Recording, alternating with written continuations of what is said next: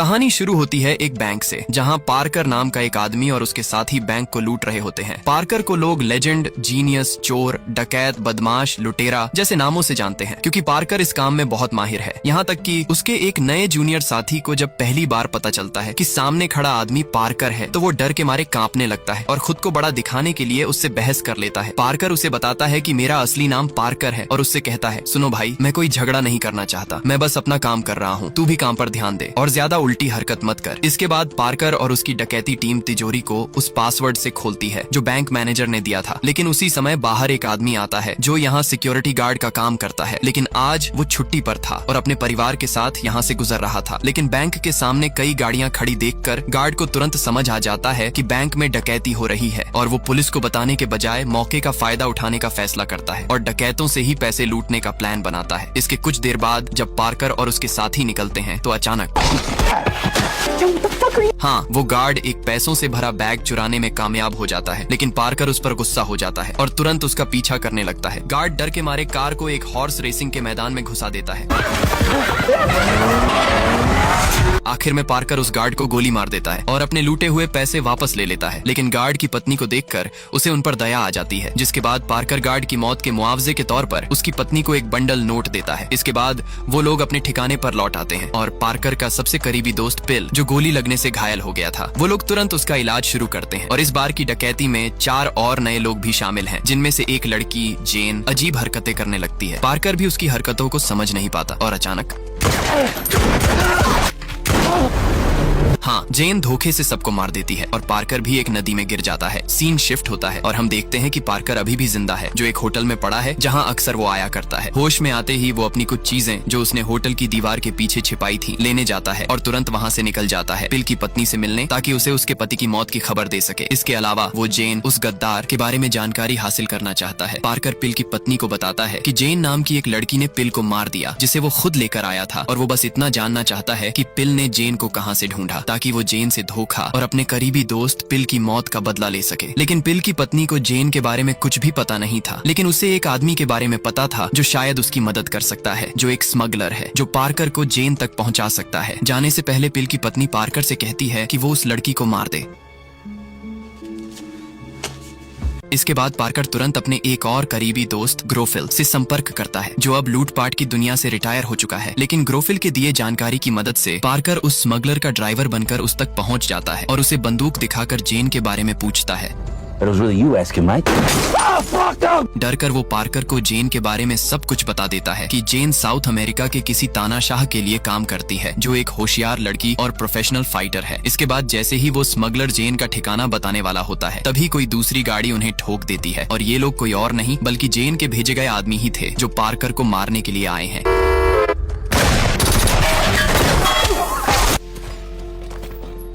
Parker 1 minute से भी कम समय में उन सभी को खत्म कर देता है, लेकिन वो जेन के एक आदमी को वो जानबूझकर जिंदा छोड़ देता है ताकि वो उसे जेन के ठिकाने तक ले जाए। सीन शिफ्ट होता है जहां एक खाली इमारत में जेन एक मोटे ताजे आदमी बोस्को के साथ दिखती है। बोस्को के हाथ एक बड़े डकैती की प्लान का नक्शा लग चुका है, यानी कि वो फिर से पार्कर की तरह किसी और को धोखा देने वाले हैं। दरअसल जेन चाहती है कि वो एक ऐसी डकैती करे जिससे उनके पास बहुत सारे पैसे आ जाए। अब मैं आप लोगों को आसान शब्दों में बता दूं कि जेन ने पार्कर की टीम में शामिल होने का नाटक किया ताकि लूटा हुआ सारा पैसा उसका हो जाए, और उसने उसी पैसों का इस्तेमाल करके बोस्को से एक और बड़ी डकैती का नक्शा हासिल किया है। इसके बाद जैसे ही जेन और बोस्को वहां से जाने लगते हैं, पार्कर बदला लेने के लिए वहां पहुंच जाता है और सबसे पहले बोस्को को गोली मार देता है, जिसकी वजह से जेन गुस्सा हो जाती है, क्योंकि पार्कर के लूटे हुए सारे पैसे उसने बोस्को को ट्रांसफर कर दिया था और बोस्को के साथ ही उसका अगला प्लान भी खत्म हो गया। इसके बाद पार्कर जेन से पूछता है कि उसने उसके साथियों की हत्या क्यों की। जेन जानती है कि अब वो पार्कर से बच नहीं सकती, तो वो सच बता देती है। वो बताती है कि उसके देश साउथ अमेरिका में एक डूबा हुआ खजाना है, जिसे लेडी ऑफ एरेंटेरो कहा जाता है, जो क्रैश हो चुके जहाज के नीचे दबा हुआ है, जहां हीरे और कई कीमती चीजें दबी पड़ी हैं, जिनकी कीमत अरबों रुपए है, जो उसके देश की इकोनॉमी से भी ज्यादा का है। लेकिन उस खजाने को एक तानाशाह ने अपने कब्जे में रखा है, जो कि असल में उसके देश का प्रेसिडेंट है, जो सालों से लोगों को मारता आया है। लेकिन अब उसने दुनिया की नजर में अच्छा दिखने के लिए एक प्लान बनाया है, जहां सबसे पहले उसने सारा खजाना अमेरिका को सौंप दिया और दुनिया की नजर में एक अच्छा इंसान बन गया। लेकिन अब वो एक डकैतों की टीम बनाकर दोबारा उस खजाने को चुराने वाला है। पार्कर जेन से पूछता है, उस टीम का क्या नाम है? The outfit.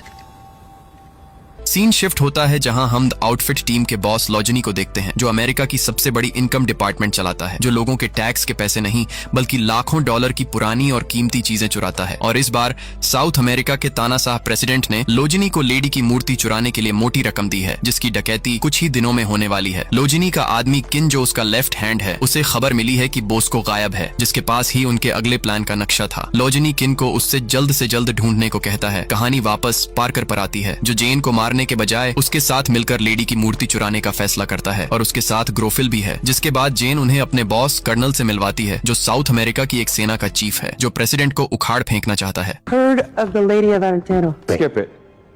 No story, just tell him about the plan. Parker उनसे उनके प्लान के बारे में जानना चाहता है कि वो लोग हाई सिक्योरिटी होने के बाद भी चोरी कैसे करेंगे। कर्नल उसे सब कुछ बताता है और साथ ही उसे एक नकली लेडी की मूर्ति भी दिखाता है, जिसे वो लोग असली मूर्ति के साथ बदल देंगे। लेकिन पार्कर उन्हें सीधे चोरी करने से मना करता है और पहले द आउटफिट ग्रुप को चोरी करने के लिए कहता है, जिसके बाद वो लेडी की नकली मूर्ति का इस्तेमाल करके द आउटफिट ग्रुप को धोखा देंगे। कर्नल को उसकी बातों से पता चलता है कि पार्कर कोई आम चोर तो नहीं है। सीधे शब्दों में कहें तो पार्कर, जेन और उनके साथी सीधे मूर्ति नहीं चुराएंगे बल्कि लुटेरों को लूटेंगे, यानी वो द आउटफिट ग्रुप से चोरी करेंगे। जाने से पहले पार्कर को एक समसुल नाम का एक आदमी रोक लेता है, जो कि जेन का बॉयफ्रेंड होने का दावा करता है। उसे पार्कर की पर्सनैलिटी देखकर लग रहा था कि कहीं जेन के साथ उसका चक्कर ना हो जाए, इसलिए वो पार्कर को चेतावनी देता है कि वो जेन के साथ ज्यादा नजदीकी ना बढ़ाए। इसके बाद ग्रोफिल पार्कर से कहता है कि तुम तो जेन से बदला लेने के बजाय उल्टा उसकी मदद कर रहे हो। पार्कर कहता है, ऐसा हो सकता है कि मैं अपने साथियों का बदला ना लूं, बस तुम देखते जाओ आगे क्या क्या होता है। आगे सीन में पार्कर और जेन एक क्लब में बोस्को के बड़े भाई से लेडी की मूर्ति का नक्शा लेने जाते हैं। लेकिन मिलने से पहले जेन बताती है कि बोस्को के भाई को दिल की बीमारी है, इसलिए उसके साथ नरमी से पेश आना होगा। लेकिन पार्कर एक सख्त आदमी होता है और सीधे उसे बता देता है कि तेरा भाई टपक गया है, जिसके पास हमारी कुछ चीजें थीं।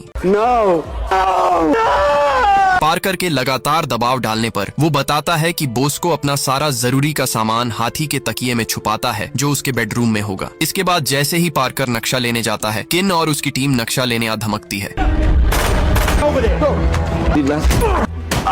वो गुंडे बोस्को के भाई से पूछते हैं, चल बता बोस्को कहाँ है, लेकिन तभी उसे दिल का दौरा पड़ जाता है। जेन बहाना बनाती है कि मैं डॉक्टर हूँ, मुझे देखने दो, लेकिन वो टेबल के नीचे रखी बंदूक लेकर उन पे हमला कर देती है। पार्कर मौके का फायदा उठाकर नक्शा लेने बोस्को के बेडरूम में आ जाता है, लेकिन तभी किन भी वहाँ पहुँच जाता है और उस नक्शे के लिए दोनों में लड़ाई होनी शुरू हो जाती है। लेकिन ठीक उसी वक्त पुलिस वहाँ आ जाती है। किन भी खिड़की से गिरने वाला होता है, लेकिन पार्कर उसे बचा लेता है। लेकिन जैसे ही पुलिस अंदर घुसती है, पार्कर उसे छोड़ देता है, हालांकि वो मरता नहीं। What are the plans? किन के नक्शा पाने में नाकाम होने की खबर सुनकर लॉजनी तुरंत किन से मिलने जाता है, जिसके हाथ पैर गिरने की वजह से टूट गए होते हैं। लॉजनी ये सुनकर हैरान रह जाता है कि इस मामले में पार्कर शामिल है, क्योंकि कुछ साल पहले पार्कर और लॉजनी के बीच एक समझौता हुआ था कि वो एक दूसरे के काम में दखल नहीं देंगे। इसका मतलब है कि अब वो समझौता टूट गया है और वो दोनों फिर से एक दूसरे के दुश्मन बन गए हैं। कहानी वापस पार्कर पर आती है, जहाँ वो जेन और कर्नल को अपनी नई टीम से मिलवाता है, जो उसके पुराने दोस्त हैं, जो डकैती से रिटायर हो चुके हैं। उनमें से एक का नाम स्टेन है, जो गाड़ी चलाने में माहिर है, और दूसरे हैं ब्रेंडा और एड, जो वेश बदलने में माहिर है। इसके बाद पार्कर सभी को चोरी कैसे करनी है समझाता है। नक्शे के अनुसार लेडी की मूर्ति एक ऐसी जगह रखी गई है जिसे सरकार बहुत कड़ी सुरक्षा दे रही है, जिसे तोड़ना मुश्किल है। पार्कर बताता है कि वो लोग दी आउटफिट को खुद मूर्ति चुराने देंगे, चाहे वो जैसे भी चोरी करें, और वो लोग चोरी के बाद पक्का मूर्ति को ट्रेन से ही ले जाएंगे और यहीं पर पार्कर और उसकी टीम मूर्ति को उनसे चुराएगी। पार्कर ब्रेंडा और एड से कहता है कि तुम दोनों स्टेशन कर्मचारियों के वेश में जाकर ट्रेन की स्पीड बढ़ा देना। जिसके बाद ग्रोफिल ट्रेन की स्पीड कम करने वाली सिस्टम को तोड़ देगा और जब ट्रेन तेजी से चलने लगेगी तो खुद अगले मोड़ पर पटरी से उतर जाएगी और उसी मोड़ पर स्टेन अपनी ट्रक के साथ मूर्ति को सुरक्षित जगह ले जाने के लिए तैयार रहेगा। पार्कर कहता है, अभी 24 घंटे का समय बाकी है, इसलिए सब लोग अच्छे से आराम कर लो ताकि अगले दिन अच्छा काम कर सको। इसके बाद पार्कर खुद अपने पसंदीदा होटल में आ जाता है। हाँ, जेन पहले से ही वहाँ मौजूद होती है, जो हर पल पार्कर की जासूसी कर रही है, जो पहले से ही धोखा देने में माहिर है। जैसा कि कहानी की शुरुआत में देखा था हमने, जेन पार्कर को लुभाती है, लेकिन पार्कर उससे करीबियां नहीं बढ़ाता। और तभी हाँ, समसुल जो जेन का बॉयफ्रेंड है, जो जलन से भरा होता है, पार्कर को एक सुनसान जगह पर बांध देता है। उसे शक है कि पार्कर उसकी गर्लफ्रेंड के साथ होटल में नजदीकी बढ़ा रहा था। समसुल इतना गुस्से में था कि उसने लॉजनी को पार्कर के बारे में बता दिया है, जिसने पार्कर को मारने के लिए एक आदमी भेजा है। तभी जेन वहां आती है और पार्कर को बचाने के लिए समसुल से कहती है कि हमारे बीच कुछ नहीं है, वो खामखा उनके प्लान को बर्बाद कर रहा है। समसुल मान जाता है और जैसे ही पार्कर की हथकड़ी खोलता है, लॉजनी का आदमी वहां पहुंच पहुंच जाता है। पार्कर समसुल को ढाल की तरह इस्तेमाल करता है और वो मारा जाता है। पार्कर लॉजनी के आदमी को भी मार देता है। तभी पार्कर देखता है कि उसके फोन पर लॉजनी का कॉल आ रहा है। पार्कर कहता है कि कैसा नुबड़ा आदमी भेजा था मुझे मारने, ये तो खुद मारा गया। लॉजनी पार्कर को चेतावनी देता है कि वो